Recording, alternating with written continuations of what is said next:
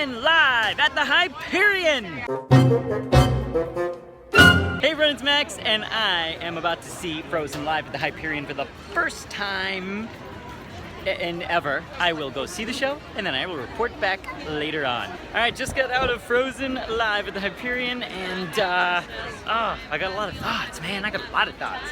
But here is not the place to do it because there are just so many people and it's hot, and I need to just kind of collect my thoughts first, and I will give you a better review later when I get home. Is that good? Okay. Here is my Frozen live at the Hyperion review. Okay guys, I'm back from Disneyland. I've had time to digest what I saw, and here are my thoughts. First, let me just tell you, it's an hour-long show. If you do want to see it, there are 3 shows a day. If you want to guarantee you see it, get there when the park opens, get the fast pass for it, because that's the only way you'll guarantee you'll see it, and they will go instantly. I actually did standby. I got there a little more than an hour before my show, and I was able to get in. Okay, now, the review. The good, the bad, the great, the not so great, and everything in between. Here we go. I'll start with the good. So, technologically, the show is really cool. What they have done with the projections and the LED backdrop wall and Elsa's magic, it's really impressive. They make it really look like Elsa's got magic coming out of her fingertips, and that's really, really cool. The Elsa staircase is also amazing. There's a giant chandelier. So, set design, it's really cool. Technologically amazing. And costumes are great. I loved what they did with Sven and Olaf. So what they did with them, they're body puppets. So you've got a human controlling a big, puppet version of the characters. Both of them are done really differently, actually, and both of them work really effectively. I smiled like every single time Olaf and Sven were on stage. I loved in summer. That was great. I loved the performances I saw from Kristoff and Hans. They were both really, true to character. I felt like they got it. They really understood who they were. That felt like I was watching the guys I know from the movie. I enjoyed the troll scene. It was super fun. That's like a very big production number, and the trolls looked really cool. Great, great, great design on them. And even the projections in the background, triple the amount of trolls that were there. So that was a great effect. So let's talk about Anna and Elsa. So, and not just for Anna and Elsa, but for the entire cast, Disney did colorblind casting, which I think is really cool. I'm all for it. It's 2016.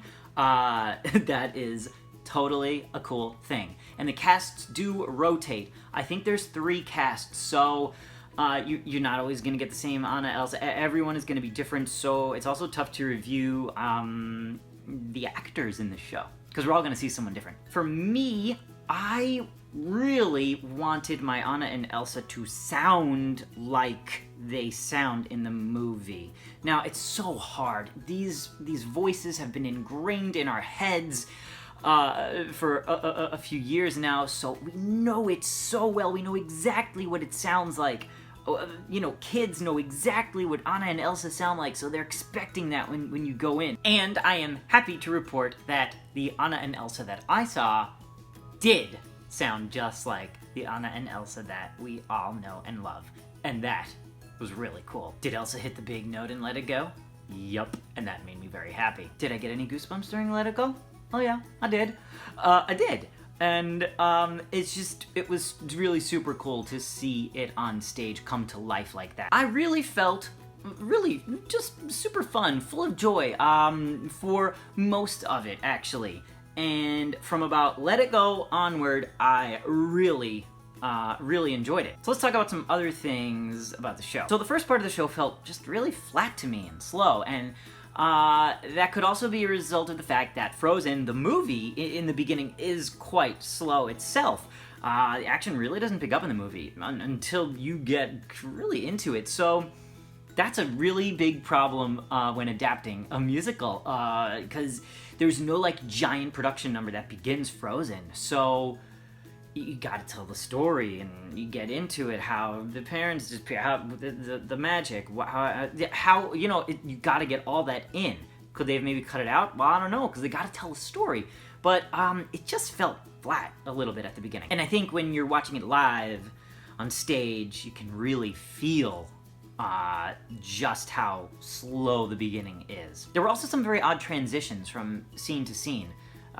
They just felt a little clumsy, or they took too long. They just didn't feel seamless, and I just wonder if that'll be fixed as time goes on. You know, maybe it will. This is, again, the first week. They're dealing with lots of issues, and as any of you know that have done live theater in any setting, whether it's your local community production or Broadway, things can go wrong, and it takes time to develop not only the chemistry with the actors, but the chemistry with everything else that is going on in a live production. Some of the jokes from some of the characters didn't quite land, and again, this is also the problem because you're working with different casts all the time. So as an actor, you're working with someone you maybe hadn't worked with in maybe 4 shows, so your chemistry's not there.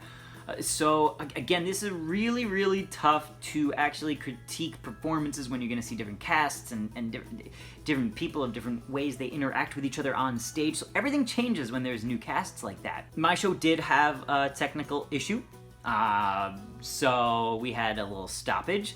And, you know, it's the first week, things are going to happen. I'll be really interested to see going forward if they can iron out all these tech issues, iron out the performance issues. It's hard when you start a new show, even at Broadway level. There's stuff that goes wrong at the beginning. There's stuff that goes wrong during the run, but I would like to see I just would like to see everything be a little crisper. Everything, all around. I got lots of enjoyment and happiness, and I really thought it was a really great production, but I didn't get that full. I heard some really good voices on stage. These songs are actually really tough. We've even heard Idina not sing it perfectly, which is crazy to all of us. But they're just so hard. But you know, you go in there and you want to be blown away, and I guess I just wasn't, you know, fully blown away. Am I too critical? I don't know. I don't know if I am. I don't know. I'm a musical theater kid, so, you know, I get extra critical when it comes to this stuff, but I really do think they did a great job. I wanted to just be like this after a big production number, just like, oh my gosh, because I've gotten that feeling many times watching live theater. If this was on Broadway, I might be disappointed in it. I don't know. Broadway, you know, you hold it to really high standards. But for a theme park production, this was really quite good, but not amazing. Yeah, but overall, I did really enjoy it. I laughed a lot. It felt good being in that theater. I really want to go see it again, and I do recommend that you go see it. Like, I'll probably go see it many times. Like, honestly. And I do want to go see it again in a few weeks to see if they can iron out some of the kinks, just iron out everything, make it tighter, and I think they will. I really do think that they will. Putting together a stage musical of Frozen is no easy endeavor. There's a lot that has to go into making that show work. You know, if you think about the movie, like the scenes changed. They jump from here to there and there and back. There's a lot that's going on, so yeah, it's a lot to handle for any company. Whew. Well, there you go, guys. Man, I feel like I was talking for a long time, but I had a lot to say. So now I want to hear from you guys. What are your thoughts? Have you seen it yet? If you have, let me know in the comments below. If you haven't seen it yet, do let me know if you are interested in seeing it. Are you excited? All right, guys, let me know in the comments below. Like, subscribe. Have a magical day, everybody. Bye. Mr. Cheesy Pop.